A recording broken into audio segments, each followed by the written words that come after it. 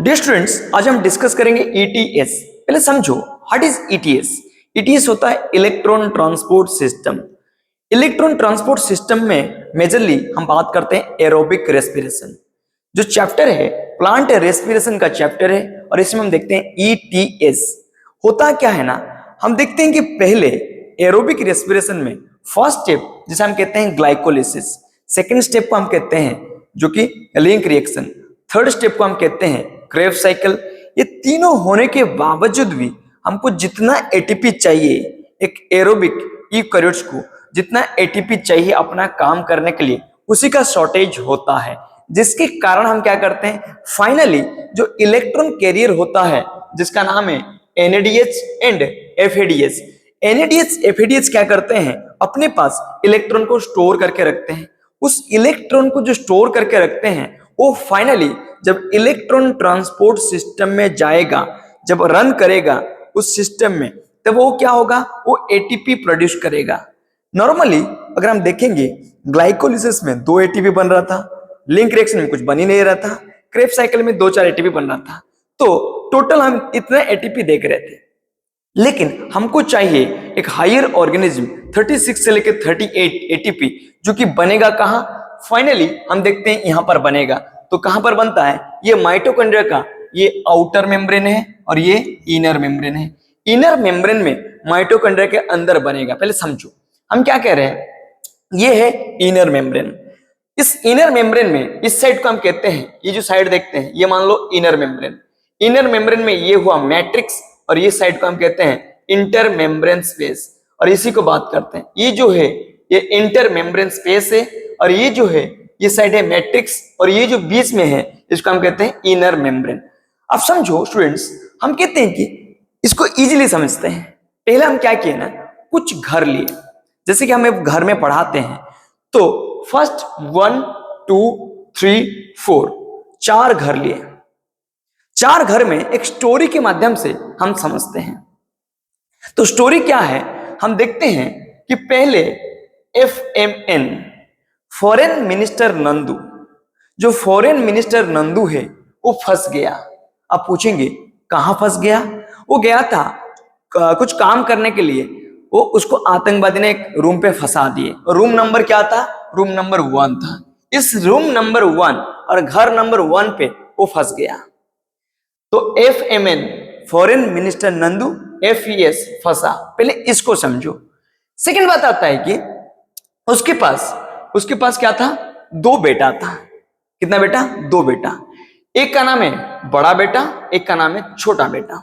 एक बड़ा बेटा, दूसरा छोटा बेटा। वो पिताजी को ढूंढने के लिए गए। जब पिताजी को ढूंढने के लिए गए, वो क्या देखे, वो भी फंस गए। लेकिन जो फंसे वो भी एक रूम में फंस गए। जब फंस गए, उस रूम का नाम क्या था, रूम नंबर 3, जिसको हम कहते हैं कॉम्प्लेक्स 3। क्या कहते हैं, कॉम्प्लेक्स 3। पहले फॉरेन मिनिस्टर नंदू गया था, वो फंस गया। फिर सेकंड में उनकी जो 2 बेटा गया, पहले बड़ा बेटा गया, फिर सेकंड में छोटा बेटा गया। बड़ा बेटा फंसा, फिर छोटा बेटा भी फंस गया। मेरे बात समझ में आ रहा है। फिर आता है ये एक घर है, ये 2 घर है। अब थर्ड हम बताते हैं। और एक बेटा था, उसका नाम है फाड़ू और फुद्दू, जो बोल दीजिए। फुद्दू और फाड़ू वो क्या है, वो भी अपने पिताजी को ढूंढने के गया। और 2 भाई, वो भी 2 भाई थे ना, 2 भाई, उनको भी वो ढूंढने के लिए गया। लेकिन किस्मत क्या है ना, उनको भी फंसा दिया। किस्मत ने इसको भी फंसा दिया। किस्मत ने फाड़ू को भी क्या किया, फंसा दिया। रूम नंबर 1, रूम नंबर 3 और ये रूम नंबर 2। तो ये तीनों रूम में अलग अलग करके ये फंस गए। फिर खाली तो बेटा नहीं होगा, बेटा के साथ और भी कुछ होंगे, जैसे कि बेटी। तो देखते हैं एक बेटी जो कि क्वां क्वां कांद रहा था, रो रहा था, क्वां क्वां कर रहा था। उसका नाम है सीता। क्या नाम है, सीता। सीता पहले क्वां क्वां कर रहा था। तो उसके बाद उसका और एक बहन था जिसका नाम है सीटा A3। पहले A, उसके बाद है A3। फिर हम देखते हैं वो भी उसका आवाज क्वां क्वां क्वां, ऐसे अलग कुछ आवाज आ रहा है। मतलब अब समझो, तो हम क्या कहना चाहते हैं, पहले रूम नंबर 1 में फॉरेन मिनिस्टर नंदू फंस गया। फिर रूम नंबर 3 पे उसका जो दो बेटा है फंस गए। फिर और एक बेटा जो थर्ड बेटा था, सबसे बदमाश बेटा, वो भी आके फंस गया कहाँ, 2 पे। उसके बाद उनका जो बेटी वगैरह आए, जैसे कि सीटा A3, वो भी रो रो के आ रहे थे, अलग अलग आवाज निकाल के, वो भी फंस गए। तो ये हमारा स्टोरी का पार्ट है। अब आते हैं टॉपिक के ऊपर। तो स्टूडेंट्स इजीली समझेंगे, चीजों को ब्रेक करके समझेंगे, एक एक करके समझेंगे। समझो स्टूडेंट, पहले ये है कॉम्प्लेक्स 1 और घर नंबर 1। कॉम्प्लेक्स 1 को हम कहते हैं, इसका नाम है NADH डिहाइड्रोजिनेज। क्या नाम है? NADH dehydrogenase. जो NADH डिहाइड्रोजिनेज है, हम इसके बारे में हम डिस्कस करते हैं। पहले आप जानते हैं ग्लाइकोलिसिस का link reaction and Krebs cycle में NADH2 प्रोड्यूस हुआ था। जो NADH2 प्रोड्यूस हुआ था, वो NADH2 किसके पास आ गया? वो NADH2 कॉम्प्लेक्स 1 के पास आ चुका है। वो कॉम्प्लेक्स 1 के पास जब आता है, NADH2 को हम कहते हैं इलेक्ट्रॉन कैरियर। इसके पास इलेक्ट्रॉन्स है। ये जो इलेक्ट्रॉन्स है, ये किसको दे देगा? FMN, फ्लैविन मोनोन्यूक्लियोटाइड को दे देगा। जब इसको देता है, ये यहां से फिर इलेक्ट्रॉन किसके पास जाता है? आयरन सल्फर कॉम्प्लेक्स के पास। यहां से आयरन सल्फर कॉम्प्लेक्स के पास जाने के बाद क्या होता है? फिर किसके पास जाता है? यूवी क्विनोन उसको एक्सेप्ट करता है। जब यूवी क्विनोन एक्सेप्ट करता है, फिर ये क्या होता है? UQS2 में कन्वर्ट हो जाता है। फिर हम देखते हैं ये कॉम्प्लेक्स 1 के बारे में हम देखें, और उस टाइम क्या होता है? 4 प्रोटॉन की प्रोडक्शन होता है। कितना प्रोटॉन? 4 प्रोटॉन। और जो प्रोटॉन होता है, ये इंटर मेम्ब्रेन स्पेस में आ जाते हैं। कहां पर आ जाते हैं? इंटर मेम्ब्रेन स्पेस में। ये कॉम्प्लेक्स 1 की बात की है। फिर आते हैं कॉम्प्लेक्स 2 की कहानी पढ़ेंगे। तो समझो स्टूडेंट्स, कॉम्प्लेक्स 2 में हम जानते हैं जो 2 बेटा थे, एक का बड़ा बेटा, एक छोटा बेटा। पहले बड़ा बेटा फंसा था, फिर छोटा बेटा फंस गया। तो बड़ा बेटा cytochrome B, CYT cytochrome B, and ये क्या है? आयरन, एंड ये क्या है? Iron sulphur complex. ये है साइटोक्रोम C1। अब समझो, इसको हम कहते हैं साइटोक्रोम BC1 कॉम्प्लेक्स। क्या कहते हैं? Cytochrome BC1 complex. और इसी को कहते हैं रूम नंबर 3 और कॉम्प्लेक्स 3। इसमें होता है क्या है?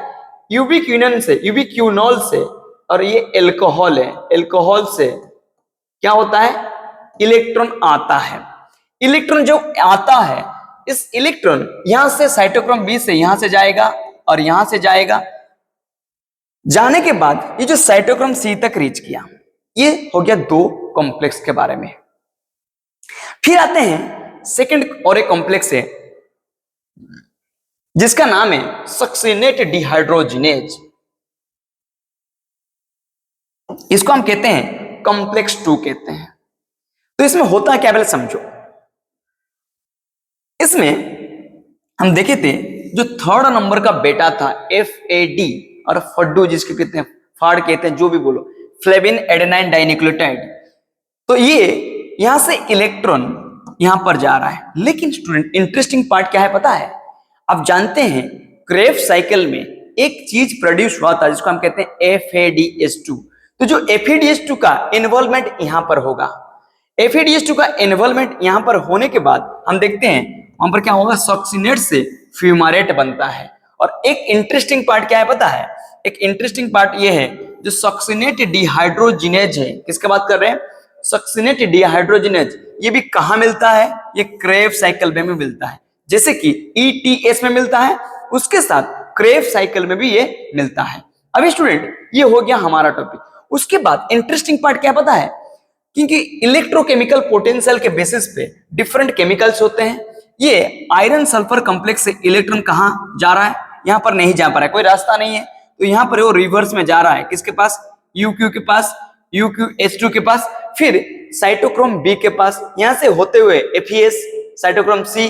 फाइनली हम देखते हैं यहां पर एक चीज होता है जिसको हम कहते हैं मोबाइल इलेक्ट्रॉन कैरियर। हम लिख देते हैं साइटोक्रोम C को हम कहते हैं मोबाइल इलेक्ट्रॉन कैरियर।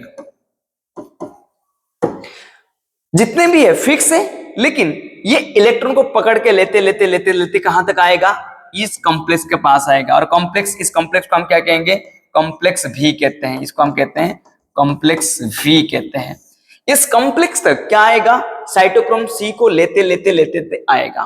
तो साइटोक्रोम सी को हम कहते हैं मोबाइल इलेक्ट्रॉन कैरियर। जो साइटोक्रोम सी है वो इलेक्ट्रॉन देगा, किसको देगा, कपर ए को देगा, और कपर ए फिर किसको देगा, साइटोक्रोम ए को, फिर साइटोक्रोम ए इलेक्ट्रॉन किसको देगा, साइटोक्रोम A3, फिर ये देगा कपर बी। Cu क्या है, कपर, COI2 क्या है, साइटोक्रोम। फिर फाइनल स्टूडेंट्स होता है क्या, पहले समझो। हम जानते हैं, हम स्टडी कर रहे हैं एरोबिक रेस्पिरेशन। अभी तक एक सबसे बड़ा हीरो, अब विलेन कह दीजिए, हीरो कह दीजिए, अभी तक आया नहीं, उसका नाम है ऑक्सीजन। पूरा टॉपिक पढ़ लिए, लेकिन अभी तक ऑक्सीजन का कोई भी रोल हमको अभी तक दिखा नहीं। तो हम अभी ऑक्सीजन का रोल देखेंगे।